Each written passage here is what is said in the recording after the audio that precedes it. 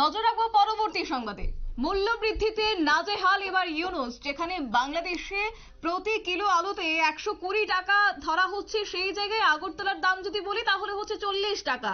অর্থাৎ পার্থক্য বুঝতেই কলকাতায় এবং ত্রিপুরা দখল করতে চাইছেন সেখানকার যারা বাংলাদেশি নাগরিকরা রয়েছেন, এমনটাই কার্যত বিশেষজ্ঞ মহলের অভিমত। এবং বছর শেষে সোশ্যাল মিডিয়ায় বাংলাদেশিদের নিয়ে নতুন ট্রোল। জানবো বিস্তারিত, আমাদের সঙ্গে রয়েছে প্রতিনিধি অঙ্কিতা বর্তন। অঙ্কিতা, কি রয়েছে সোশ্যাল মিডিয়ায় বা কি ছড়িয়েছে এই আজকে বাংলাদেশিদের নিয়ে? দেখো, একেবারে হাস্যকর বিষয়। এবং তুমি যে কথাটা বলছিলে যে পার্থক্য এটাই যে কলকাতা এবং ত্রিপুরা দখল করবে বাংলাদেশিরা, যে বাংলাদেশে আলুর দাম 120 টাকা, সেই জায়গায় তারা আসবে ভারত দখল করবে। বিষয়টা ভাবলেও হাস্যকর হবে না, এটা শুনলেই হাস্যকর একটা বিষয়। কারণ সে দেশের মানুষ যে আলু পেঁয়াজ কিনবে তার জন্য সামান্য তাদের যে দিন মজুরির টাকা সেটা তাদের কপালে জুটছে না। বা ঘরে আমরা জানি যে শুধু নুন বা আলু যদি এবং চাল যদি থাকে, সেক্ষেত্রে কিন্তু যারা দরিদ্র রয়েছেন বা যারা একেবারে নিম্ন সীমায় থাকেন তাদের জন্য কিন্তু ঘরে আলু থাকলেই হয়। বা সেই জায়গায় যদি আলুর দাম বৃদ্ধি পায় তবে তাদের যে অনেকটাই দুর্ভোগ পোহাতে হয় সেটা সহজেই অনুমেয়। কিন্তু সেই জায়গায় দেখা যাচ্ছে যে বাংলাদেশে প্রতি কেজি আলুর দাম 120 টাকা। আর এই বিষয়টা দেখার পর কিন্তু চক্ষু চড়ক গাছ প্রত্যেকের। এবং তারা তাদের দেশের এই দাম অর্থাৎ মূল্য বৃদ্ধি যে কিভাবে বাড়ছে এবং সেই জিনিসপত্রের দাম এখনো তারা কমাতে রীতিমতো তৈরি হতে পারেনি, নিজেদেরকে তৈরি করতে পারেনি। বা কোন জায়গা থেকে তাদেরকে আমদানি বা রপ্তানি করলে তাদের সেই দেশে আলু পেঁয়াজের দাম কমবে, সেই বিষয়টা তারা এখনো পর্যন্ত তারা বুঝে উঠতেই পারেনি। ভারতের সাথে তাদের সম্পর্ক তারা খারাপ করার জন্য একেবারে উঠে পড়ে লেগেছে। ভারতীয় পণ্য বয়কট, ভারতীয় জিনিসপত্র বয়কট, একাধিক স্লোগান তারা তুলছে। অর্থাৎ তারা ভারতীয় পণ্য বয়কট করে তাদের দেশে 140 টাকা দিয়ে পেঁয়াজ 140 টাকা দিয়ে আলু কিনে তারা বাড়িতে যাচ্ছে। বিষয়টা ভাবতেও কি তাদের দ্বিধাবোধ হচ্ছে না? বা এই বিষয়গুলি কিন্তু বারবার উঠে আসছে। কারণ দেখো, যুদ্ধ জিগির তুলছে বাংলাদেশ। প্রতিবেশী হিসেবে ভারত বরাবরই যেখানে বাংলাদেশকে সাহায্য করে গেছে, সেখানে ওপার বাংলা থেকে পরিস্থিতি উত্তপ্ত করতে বাংলা, বিহার, উড়িষ্যা দখল করার যে হুমকি, সেই হুমকি দেওয়া হচ্ছে। কিন্তু মুখে বড় বড় বলি দিলেও তাদের পেট ভরে যে খাবারের যোগানটুকু অন্তত নেই তার বলার অপেক্ষা রাখছে না। কারণ পাতে যে কথাটা আমি বলছিলাম যে ভাত ডালটুকু জোগাতেও তাদের নির্ভর করতে হয় কিন্তু ভারতের উপর। কারণ চাল থেকে আলু পেঁয়াজ সবটাই কিন্তু আমদানি করা হচ্ছে ভারত থেকে।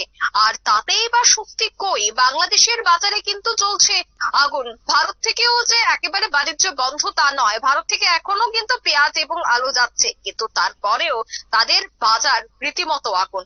সবজি পাতির কেমন দাম রয়েছে বাংলাদেশে সে পরিসংখ্যান যদি তুলে ধরি, আজ বাজার দর বাংলাদেশে আলুর দাম 120 থেকে 140 টাকা, পেঁয়াজের দাম 125 টাকা, পুরনো আলুর দাম রয়েছে প্রতি কেজি 80 কমপক্ষে আমি বলছি। সে জায়গায় তারা ত্রিপুরা এবং কলকাতা দখলে যে দিবা স্বপ্ন দেখছে বাংলাদেশিরা, সেখানে আলু বিক্রি হচ্ছে প্রতি 120 টাকা করে। যে জায়গায় দেশে অর্থাৎ আমাদের ভারতে পশ্চিমবঙ্গ হোক বা রাজ্যে, সে জায়গায় আমরা খুচরো বাজারে 40 টাকা করে আলু কিনছি। সেটাই হচ্ছে বাংলাদেশের সাথে ভারতের ফারাক। অন্যদিকে পেঁয়াজের দামও দ্বিগুণ, কলকাতায় 60 থেকে 70 টাকা, রাজ্যেও ঠিক একই 75 টাকা সেক্ষেত্রে পাওয়া যাচ্ছে। আর সেখানে বাংলাদেশে পেঁয়াজের দাম অন্তত 125 টাকা। অর্থাৎ ধারণা করতেই পারছো যে সেখানের মানুষ কতটা দুর্ভোগের মধ্যে তাদের দিন যাপন করছে। শুধুমাত্র আলু পেঁয়াজ বলবো না, যদি সেখানে ডিম বা তারও বেশি তার দাম যদি বলতে যাই, তবে সেখানে আমার বলতে হয় যে ডিম প্রতি বিকুচ্ছে 12 টাকা করে বা তারও বেশি একটি করে ডিম বিকুচ্ছে। এবার সয়াবিন তেলের প্রতি লিটার 157 টাকায় গিয়ে পৌঁছেছে। পরিস্থিতি একেবারে উত্তপ্ত এবং দুদেশের মধ্যে যে সম্পর্কের অবনতি হচ্ছে, এতে মাথায় হাত পড়েছে সেখানকার মানুষের। কারণ রাজায় রাজায় যুদ্ধ হলে প্রাণ যাবে কিন্তু প্রজাদেরই, প্রাণ যাবে কিন্তু সেখানে থাকা সৈনিকদেরই। তাই না খেয়েই তাদের মরতে হবে। অগ্নিমূল্য বাজারে প্রতিদিন তাদের খালি হাতেই ফিরতে হচ্ছে।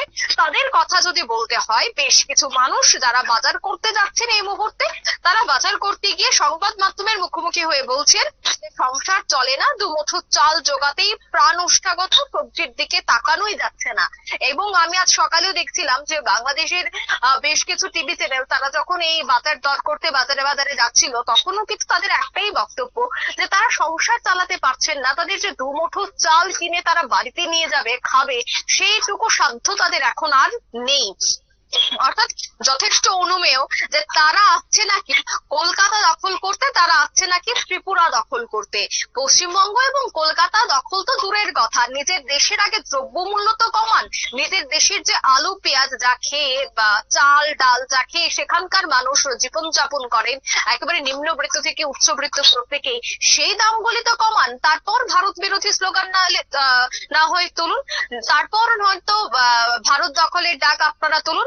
নিজের দেশের অগ্নিমূল্য আবার আসছে একটি বৃহৎ এবং শক্তিশালী প্রত্যেকটা দিক থেকে পরিকাঠামোয় অনেকটাই উন্নত বিশ্বের মানচিত্রে জায়গা করে নেওয়া সেই ভারতকে তারা নাকি দখল করবে।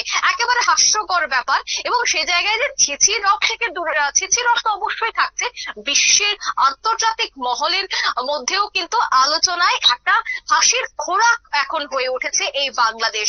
যে বাংলাদেশ প্রতিনিয়ত তাদের দেশের জনগণকে খাওয়াতে পারছেন না, তাদের জনগণকে কোনো ধরনের জিনিসপত্রের সাহায্য করতে পারছেন না, সে দেশের মানুষ নাকি আবার ভারত দখল করবে। যে জায়গায় ভারত একেবারে মিসাইল থেকে শুরু করে বিভিন্ন যুদ্ধ বিমান থেকে শুরু করে একাধিক নৌবাহিনী থেকে শুরু করে সমস্ত দিকে একেবারে বিশ্বের নামজাদা কয়েকটি দেশের সাথে ভারতের নামও যুক্ত রয়েছে, সেই জায়গায় নাকি যে বাংলাদেশ যেখানে পরমাণু বোমা তো দূরের কথা, যেখানে মিসাইল তো দূরের কথা, সেখানে এখনো পর্যন্ত সম্ভবত আমার যতটুকু অভিজ্ঞতা বলছে যে সেখানে উন্নত দেশের মধ্যে এখনো পর্যন্ত বাংলাদেশ তার নাম লেখাতে পারেনি। এবং যে ঢাকা বিশ্ববিদ্যালয়ের ছাত্রছাত্রীরা এই আন্দোলন করেছে, হাসিনার পদত্যাগ ঘটিয়েছে, যে মৌলবাদীরা তথাকথিত মৌলবাদীরা সেখানে তাদের জিগির রয়েছে যে ভারত বিরোধী তাদের স্লোগান, ভারত ছাড়াই তারা চলবে, সেই মৌলবাদীরা কি সত্যিই পরিসংখ্যানটা দেখেছে যে ঢাকা বিশ্ববিদ্যালয় নিয়ে বা ঢাকা বিশ্ববিদ্যালয়ের ছাত্রছাত্রীরা এই জিগির তুলেছিল, এই আন্দোলন যে আন্দোলন একটা বিষয় নিয়ে শুরু হলেও তা পরবর্তীতে রাজনীতিতে পরিণত হয়ে যায়, যে কলেজ যারা একেবারে ভারতীয় পতাকা পায়ে দিয়ে তারা প্রবেশ করতো, যে বিশ্ববিদ্যালয়ের ছাত্রছাত্রীরা পায়ে পতাকা ভারতীয় পতাকাকে পা রেখে তারপর বিশ্ববিদ্যালয় বা কলেজে প্রবেশ করতো, তারা কি জানে যে তাদের এখনো পর্যন্ত একেবারে যে ঢাকা বিশ্ববিদ্যালয় তারা যে একেবারে হলফ করে বলে, সেই ঢাকা বিশ্ববিদ্যালয়ও আজ পর্যন্ত বা এখন যে পরিসংখ্যানে রয়েছে এখনো পর্যন্ত উল্লেখযোগ্য বিশ্ববিদ্যালয়ে নাম লেখাতে পারেনি, যে জায়গায় ভারতের প্রায় বহু, এখন মানে হাতে গুনলেও কম পড়বে, বহু বিশ্ববিদ্যালয় বিশ্বের কয়েকটি বিশ্ববিদ্যালয়কে পেছনে ফেলে এগিয়ে চলেছে। সেই ঢাকা বিশ্ববিদ্যালয়ের ছাত্রছাত্রীরা কি জানে এই বিষয়টা? তবে সে দেশের এই হাল কেন? সে দেশের সাধারণ মানুষ কিন্তু এবার শতাব্দী গর্জে উঠেছে, সাধারণ মানুষ কিন্তু বুঝতে পেরেছে যে এখন আর সেই মৌলবাদীদের দেশে তারা চলতে পারবে না, যে ইউনূসের সরকার চলছে, সেই ইউনূসের সরকারে তারা আর তাদের আগামী দিনের দিন গুজরান করতে পারবে না, সংসার তারা চালাতে পারবে না। তার জন্য কিন্তু তারা ধীরে ধীরে তাদের ক্ষোভ প্রকাশ করতে শুরু করেছে, যে ছবি আমরা গতকালও আমাদের দর্শকদের সামনে তুলে ধরেছিলাম। যারা পথ চলতি সাধারণ মানুষ তারা বলছিল যে ইসলামকে সামনে রেখে রাজনীতি করবেন না, একেবারে প্রকাশ্যে দিবালোকে সাধারণ মানুষ এবার এগিয়ে আসছে। এই যে বিষয়গুলি ক্ষোভ, তা কিন্তু ধীরে ধীরে ইউনূসের জন্য যে একটা বিপদ হয়ে দাঁড়াচ্ছে। অন্যদিকে বিশ্বের যে একটা বাংলাদেশের জন্য তো একটা খারাপ প্রতিক্রিয়া যাচ্ছে।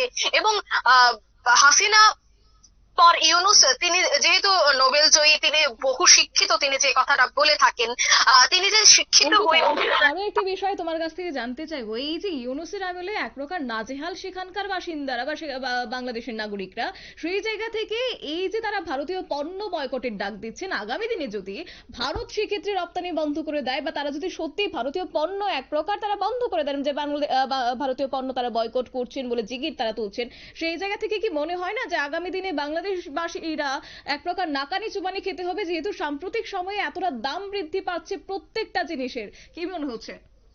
একদমই, সে কথাটা যদি আমাকে একেবারে কোট আনকোট বলতে হয়, মাছে মারা যাবে। যেভাবে তাদের দ্রব্যমূল্য বৃদ্ধি পাচ্ছে, আমি একেবারে প্রত্যেকটা জিনিস নিত্য প্রয়োজনীয় সকাল থেকে রাত পর্যন্ত আমি যদি একে একে প্রত্যেকটা জিনিস বলতে যাই, তবে লোহা থেকে শুরু করে চাল, ডাল, চিনি, গম, স্টিল, তারপর আরো বহু কিছু রয়েছে। যে টিন বা যে লোহা দিয়ে তারা সংখ্যালঘুদের বাড়িতে আক্রমণ করছে, সে লোহাটা পর্যন্ত ভারত থেকে যায়।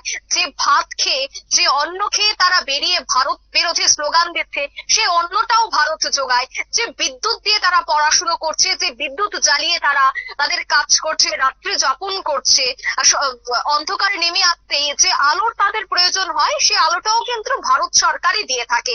সেই বিদ্যুৎটাও কিন্তু ত্রিপুরা থেকে একটা বেশ অংশ কিন্তু যায়। সেক্ষেত্রে যদি ভারত তার আমদানি এবং রপ্তানি বাণিজ্য, আমদানি তো তেমন কিছু হয় না, রপ্তানি বাণিজ্যটা যদি বন্ধ করে দেয়, সেক্ষেত্রে তারা মাঠে মারা যাবে। কারণ আগামী দিনে আমরা জানি যে সেটা একটা ভয়াবহ রূপ ধারণ করবে, এবং তারা বলতে পারে যে তারা ভারত থেকে নয়, তারা অন্য দেশ থেকে আনবে। কিন্তু হ্যাঁ, অবশ্যই অন্য দেশ থেকে আপনারা আনতে পারেন, আপনাদের সেটা অভ্যন্তরীণ বিষয়। কিন্তু এই অভ্যন্তরীণ বিষয়ে আরেকটা বিষয় কিন্তু রীতিমতো উঠে আসছে, সেটা হচ্ছে অর্থনীতি। একদিকে বাংলাদেশ অর্থনীতির দিক থেকে অনেকটাই পিছিয়ে পড়ে রয়েছে, অর্থনীতির দিক থেকে মুখ থুবড়ে পড়েছে।